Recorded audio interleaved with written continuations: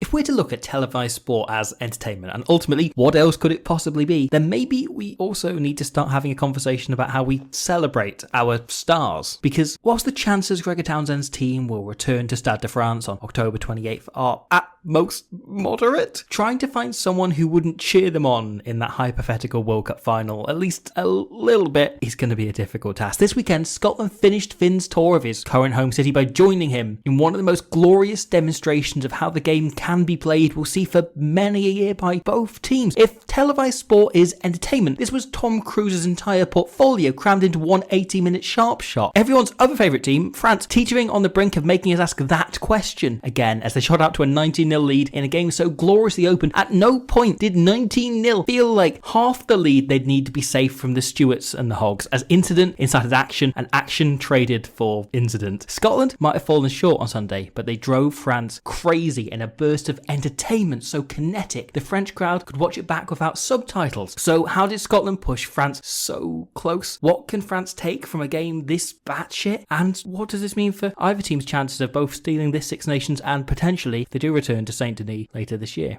But speaking of World Cup finals, this match saw France start off at such a pace you worried their kits would turn back blue Sonic the Hedgehog style as they took a fern out of New Zealand's book from last year's women's final. With England winger Lydia Thompson sent off and the Red Roses shell-shocked, the Black Ferns deliberately played the next period impossibly fast. The kick for touch came instantaneously and the team sprinted into positions for the maul, able to catch England before they got over the shock of losing a player. Modern sides are so well set and able to adapt to changing circumstances and the loss of a body once there's a card. New Zealand knew they had to strike before England had a chance to discuss what they were going to do and how they were going to solve this problem, and emotionally, most importantly, recover from that blow. And after Grant Gilchrist, a man who saw the names Finn Russell and Jamie Ritchie and started to take it upon himself to have all the surnames of the team himself, he also caused the lineups for Scotland as well, that's also an important bit, saw red for this challenge. France do not hang about. Untermatt kicks on double speed and the French forwards sprint into position, calling a six-man line out because it's the greatest number Scotland can possibly commit now. The entire Scotland pack is here, but one French back rower is out in midfield, giving France the extra man in the cleanest and quickest means possible. And similar to the Black Ferns, they're able to leverage the emotional impact of the card into a fantastic maul. Scotland have been really solid in this area all Six Nations, but this is a fantastic drive. Look at how Mohamed Hawass, in a rare moment of calm when surrounded by Scotsmen, twists his body round in order to target Richie Gray. He then uses his frame the size of Sweden as a wedge between Gray and the main maul, peeling their biggest weapon for collapsing or stopping this out of the maul. It turns this thing into merely a massive bodies trying to shove each other forward. Any technical nous from Scotland is gone. It's now just a case of big lads shove, and France were able to get more bigger lads to do more bigger shoves until Untermatt calls it out and they wiggle it wide. With maximum forwards committed here and the back spread thin, Stuart Hogg sprints up to join the main line. Scotland's still working out how they'll accommodate for the extra man, and Ramos puts it in behind. Marchand absolutely hates it, by the way. This is very funny, but it's a great call by Ramos and Untermatt. There's nobody at home and only Stain tracking from the far wing, working right across, and the bounce is chaotic as anything else Ramos has ever done in his entire life. Scotland recover at first, but similar to last week, France is set up to blast the breakdown. I highlighted in the video in the game against Ireland how France seemed to have a clear plan to run set moves off the opposition's ball, kicking to them but with the best turnover threats chasing it to try and blast the ruck afterwards and win it back, and this fits the bill. Instead of placing the best ball carrier, more skillful players, Aldrit and Olivon as the forwards not involved from the line out, they slot in and France use instead Francois Crowe, a man whose sole passion in life is rucks. He's like Julien Bonnet if he never discovered the game involved a ball, and his impact on the breakdown is phenomenal, like properly world class. If you're a kid trying to learn how to do counter rucks, look at this, it's incredible. He enters very, very low and drives upwards, splintering any Scottish clear out and knocking the ball loose. It's brilliant. Dupont picks it up and France can now France. With Stain having tracked across from the other wing to cover Hogg's position, the only world class player shaped like a bar stool lobs it as wide as he can, as quickly as he can, trying to get it to the now unmarked right wing because Stain's over here. As Olivon catches it, Jamie Ritchie herring across checks outside him and sees only Tuipulotu. So he's going to have to try and at least buy him some time. Except Olivon doesn't let him. He flicks it immediately onto Fickou. It's superb, just giving the natural talent more time in his area of expertise, and Fickou does the same in turn. Untermatt's work is exceptional, man. Many tens would call for the ball from this position, but Roman sees the bigger picture and gets himself wide enough that he can be the man to fix Tuipulotu, even if Ritchie can buy him time. Fickou gives it early. Ritchie is only able to stuff a few half seconds into his pocket, and Roman Untermatt Roman Unterbach, man. Bear in mind here, he isn't just fixing Tuipulotu, but also Russell. He slows down in the hope the centre bites, and hoping it'll cause Russell to square up, and it does. The bequeathed one able to free the ball and put de Mortier away in the corner to score. It's a glorious, glorious try that reminds us, well, Scotland aren't the only team in the world who most of us would cheer in an imaginary World Cup final. And indeed, their first try, finished by Unterbach himself, showcased just why so many out there think they might just get to that final. This is an incredible piece of controlled construction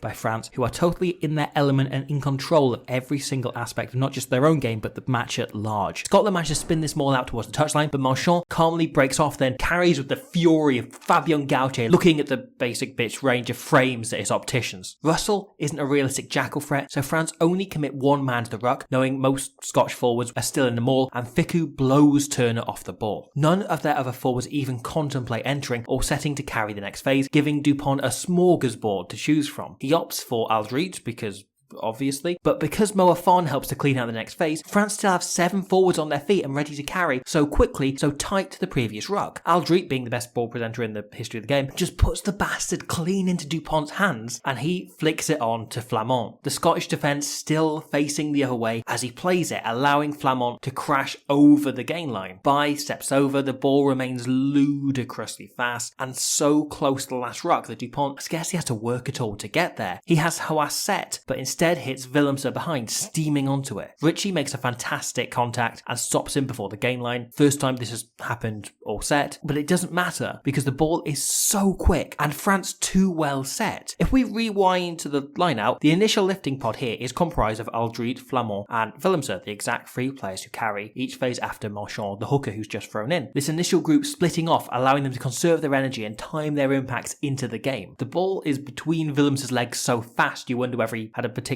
fibre-rich diet, and why would I say that? And into Unterbach's hands so quickly you wonder why it occurred to me. Just as he invites Penaud into both centres. France's pace is so insanely high. No Scottish defender has the time to assess a second option. Watson spots Flamand here, but doesn't have time to adjust to Willemse until the absolute monster he is has the ball. It gets him over the gain line again, and the presentation is typically clean. And from here, Dupont just picks his passes very smartly, consistently sending the biggest ball carries into Scotland's backs. Bye clatters into Hugh Jones. They consider going this way, but the call comes from Olivon that he's opposite Finn Russell, so obviously they send their big carrier into the opposition 10, with Ben White forced to shoot out a line to cut off this overlap. Suddenly, 3 of the main 4 voices that organise the Scottish defence, in Jones, Russell and White, are tied up. So while Dupont keeps the pace up and Moafana crashes into Tuipulotu and Ritchie, it's now taken out everyone who might organise the defence. They're all gone. The French attackers pulled Scotland left and right to such degrees, at such pace, it's impossible for any of the forwards to fold from this ruck to where the next one ends up, and they just can't get to the blind side in time. Yep, France can. It's a typical stretch formation, the team elongating themselves onto the outside. Dupont's pass takes out every single Scottish defender remaining. The only 2 able to get round, forced to just watch the enormously powerful Marchand, because, they can't leave him, they can't give a gap for him. Kyle Steyn is given no time and ultimately no chance. Unterbach slips past him and over the line to score. But you can't help but feel with how France tied Scotland up in knots and opened up this space. With this kind of support, France are probably still scoring here, even if there's another 40 metres on the pitch. It's incredible work and kind of got you pretty worried for a Scottish side who would look to cut above their usual shit-the-bed selves this Six Nations. But then, no sooner than France get themselves into a position that one might describe as commanding, if they're a commentator, than does the Finn show roll into town. If ever sport as entertainment required a face to front the campaign, it could never do any better than Finn Russell. A man who, better than anyone else in the history of men's rugby perhaps, seems to remember ultimately, all of this is just a game. Russell has been a superb, consistent, trustworthy game managing 10 instead of a merely maverick, mercurial talent for, 5 or 6 years now? And anyone that says otherwise is, frankly, I'm tired of mincing my words, kind of an idiot. But on Saturday, he reverted back to being the player so many people have thought he has been for his entire career. And whilst we did see the return of some of his slightly less flattering mad shit on a far grander scale than perhaps we got used to, for every terrible touch like this, there were 5 phenomenal things and 1 slightly too cheeky smile. And oh, what am I like? for flying through the brain, probably in his mother's voice. So since I'm in the entertainment business as well, I guess, let's talk about those phenomenal things. This is lovely, simple stuff off a line-out. Russell's pass catches France drifting. Both Huopolotu components really steam up onto them, and the ball dropped off late to Jones, who gives a little step back inside a drifting Fickou and rides under Mac's tackle up to near the 22. However, despite backpedaling, France's defence is still in top condition, as they've only had to backtrack, not realign. They've just gone backwards in a straight line, with one slight exception. As Finn starts to go wide, Ramos comes into the main line speculatively, then stays in position on the wing, with Penaud filling in directly behind the ruck, leaving a lot of space in the backfield. Instead of giving France a chance to smash Scotland next phase because their defence is well aligned, Russell just drops it on the boot to exploit literally the only thing wrong with the French D, Penaud and Ramos' positioning. France are now trapped on the try line, and when it comes to clear a minute later, Fickou doesn't do a good enough job protecting Dupont here, and it allows Gray to pressure the kick and cause Wardrobe Man to slice it into touch on the 22, giving Scotland clean ball from which they can launch an attack that allows Ben White to scoot up to the try line here before they eventually get turned over. But it's a threatening attack, more threatening attack than it would have been. However, the real impact of Russell's kick there isn't felt until the next time Scotland get up into this zone. Ferguson runs a great crash up to win momentum, and Russell takes front football in exactly the same position as he did off Hugh Jones' half break. Ramos and the camera director alike think he's going to kick this, Ramos sprinting for the corner and Willemse jogging backwards in that direction too, but instead he turns it in field to Duan van der Merwe. Scotland play another phase, and then Russell resets, Finn calling it in the boot despite Scotland having a clear overlap here. Ramos refuses to join the main line, sticking in the backfield because he's so convinced Russell is going to kick it. He's going to kick this. He's done it, he's gonna do it. Finn is able to draw Fickou onto himself, and it leaves Penaud marking two men in 10 metres apart. Russell gets it over the top to Hogg, and whilst the ball goes forward, if Hogg holds his depth here, his kick 5 minutes earlier might have helped create a try. This is leaving Hogg one-on-one with Ramos, who, I wouldn't trust Ramos to open a fridge for me. Never mind try and stop Stuart Hogg in a tight corridor. This 50-50, meanwhile, might be tight, but it's also a glorious bit of Finnship. De Mortier calls the mark, and from the moment he takes the kick, Finn watches nothing else. Only the occasional courtesy glance to make sure he's behind the ball carrier as he calls for it. His eyes are only on De Mortier, who's chased his own kick. He's watched nothing but him and the space he's left behind, and Ramos is unable to cover, unable to get to the space De Mortier left, as Russell sticks it in exactly the spot he'd been watching to get Scotland in position for the Xander Ferguson eventually disallowed try. But as far as Finnisms go, this might be the ultimate. Scotland at this point are so happy to be built around Russell that they seem to have cause and ways to prepare for any burst of batshit he might bring out. And with Scotland desperate to exit here, Russell says one, at most two words to White, but it's enough for everyone to know the plan. White slows it right down. He calls in Gray, Ferguson comes in, he starts making a huge deal out of how close to offside France are. White takes stance for the box kick, Finn is in the background, his arms swinging, he looks bored and interested, not fussed at all, who cares? Then White chucks it to him. Russell doesn't put his hands up to catch it until the ball is already in the air, it's already headed his way. His body language has been deliberately disinterested to trick France into thinking Scotland going wide would be insane. There's no way they'd ever do it, when in fact, Scotland going wide would be insane. That's exactly why Finn is going to do it. Without so much as glancing wide once, Russell puts in a pinpoint cross kick. Stain spins it to Hogg, who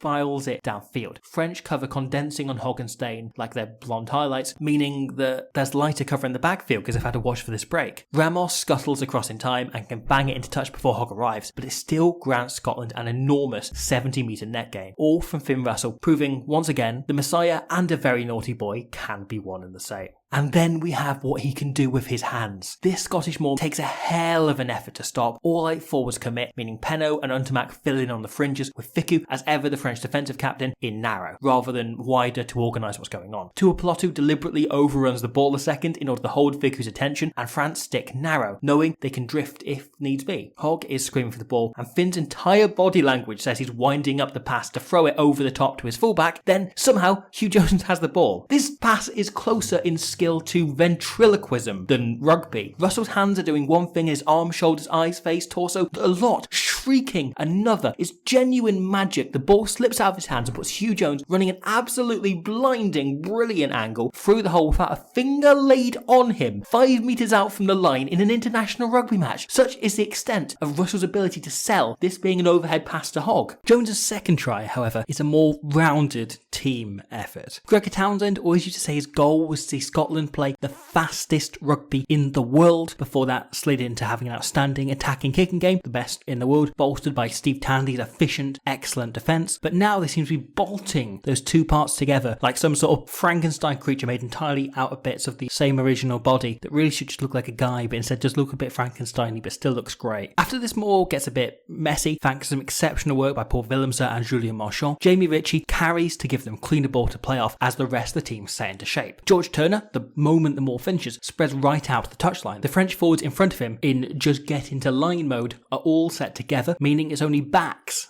out wider out here for France. This is a pretty typical French defensive stroke, filtering out more players as the phases rack up. But to prevent this happening, Russell calls a simple but lovely play. France have done a fantastic job all game of covering Duhan van der Merwe, making sure the nation's nippiest oil tanker sees no space, so Scotland disguise him. He starts on Finn's inside but wraps around onto the outside and is such a physical threat. Once Mo Afana slides off the initial contact, Fickou has no choice but to step in and finish him off. This leaves both French centres on the floor, most importantly Fickou, and with Ramos having wrapped around, 5 of the 7 French backs are inside 15 metres here, and so with fast ball generated, Russell calls it wide once again. Dupont is filling in as both centres, and with Ramos on the other side, and fully aware of Russell's kicking game, Penaud has been covering the backfield, so is only just sliding into position here late. Russell hits Hugh Jones, and this is where the pieces start to fall into place. In the space of 17 seconds, Scotland have worked from the maul on the far touchline and back towards the same position where the maul took place, and the French forwards have all only just vacated this area. Jones can steam into the space left light by getting the centres out of the game and the forwards working around so far on the other end of the width, and Turner positioning himself right out on the wing earlier means Penaud can't cut in. He has to watch the hooker no matter how unrealistic an option it is. Really good bit of positioning. Dupont gets him to ground, but this is a phenomenal clear out by Turner, who has silently been one of the best players of the tournament so far. Just whisper it, but it's true. Francois Crowe has heart eyes at the sight of a vulnerable ruck. Oh yeah. But Turner gets in so fast and low, he can't even get close to the ball. Even slow it down by a second, I really feel for him. White is instantly in position and Schumann brings it up close to the try line. And this is where the other French team turn up. Thomas Ramos, ever the chaos demon, has sprinted across and ends up on the fringe of this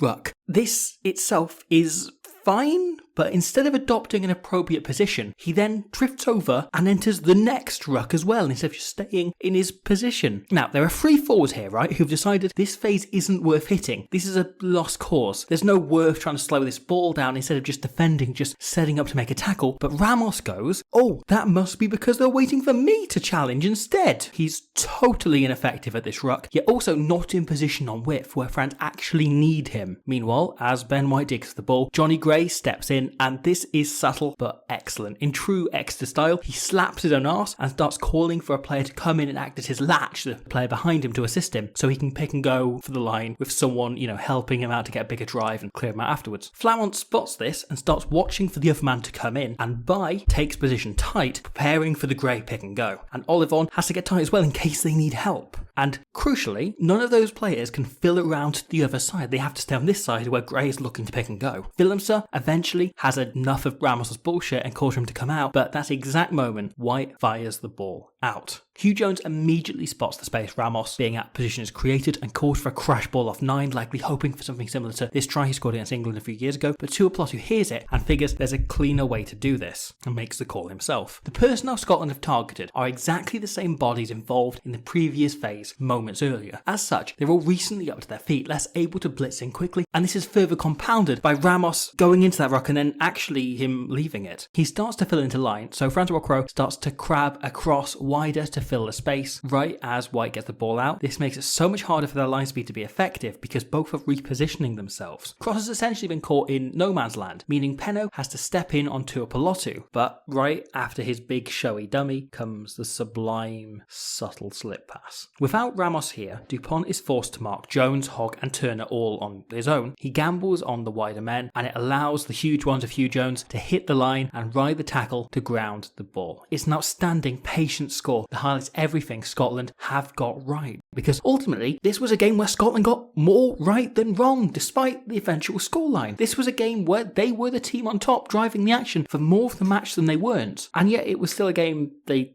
lost. Whilst the All Blacks have continued to become France, France have kind of come to play the vintage All Blacks role. 5 minutes of switching off against them, 2 or 3 phases of not paying full attention, be it because you're overplaying your hand on halfway or not yet sure how to regroup after a red card, and you've borderline lost the game on that alone. France's threats are so explosive and, importantly, well coached and structured to get the most out of them, the margin it takes to beat them are so much tighter than with anyone else. Twickenham feels like a serious test of their resolve and nous, but another necessity if they're going to keep building towards the biggest test of all and make it that big dance on October 28th. Scotland, meanwhile, are a serious team now. And if, as Jamie Ritchie keeps telling us, this team are all about backing up their big moments, they now have an ideal opportunity. Ireland, the number 1 team in the world, headed to Murrayfield with one eye, even though they won't admit it, on the week after. If that's not got box office smash written all over it, I don't know what has.